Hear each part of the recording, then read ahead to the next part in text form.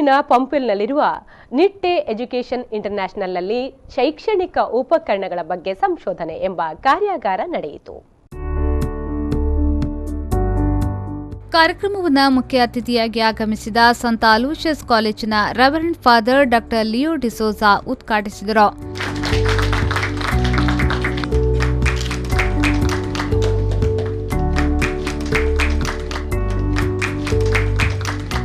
ಇದೇ ವೇಳೆ Nitte ಯೂನಿವರ್ಸಿಟಿಯ registrar doctor ಅಲಕಾ Kulkarni ಮಾತನಾಡಿ, ಇವತ್ತಿನ ದಿನದಲ್ಲಿ ಪಠ್ಯೇತರ ಚಟುವಟಿಕೆಗಳು ವಿಭಿನ್ನವಾಗಿದ್ದು ಮಕ್ಕಳಿಗೆ ಅದೇ ರೀತಿಯಲ್ಲಿ ಶಿಕ್ಷಣವನ್ನ ನೀಡಬೇಕಾಗಿದೆ ಎಂದು ಹೇಳಿದರು. Now the fundamental questions here would include what motivates students to learn and to persist learning. What helps students retain the knowledge? Remember, it's just what Father was saying, once the exam is done, blank. It should not. It should be retaining of the knowledge is the key thing here. What are the best ways to teach complex ideas? How can we assess what students have learned? Now these are a few questions that I think all of us as teachers need address and see how best we can go ahead with this.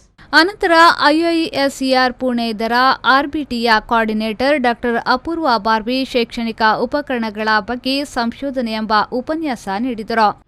One of the first thing I tell our teachers is that today there is a sea change in our methodology because our aims in education have changed. Our aim in education today is that our students get high percentage of passes and high percentage of marks. We don't want our students to ask questions. ಈ ಸಂದರ್ಭ ನಿಟ್ಟೆಯ vice chancellor doctor Satish Kumar Bhandari, organising secretary professor doctor Smita Hegde, professor Indirani Karunasagar ಉಪಸ್ಥಿತರಿದ್ದರು. ಶರಸಾಲಿಯನ್ V4 News 24/7 Mangaluru.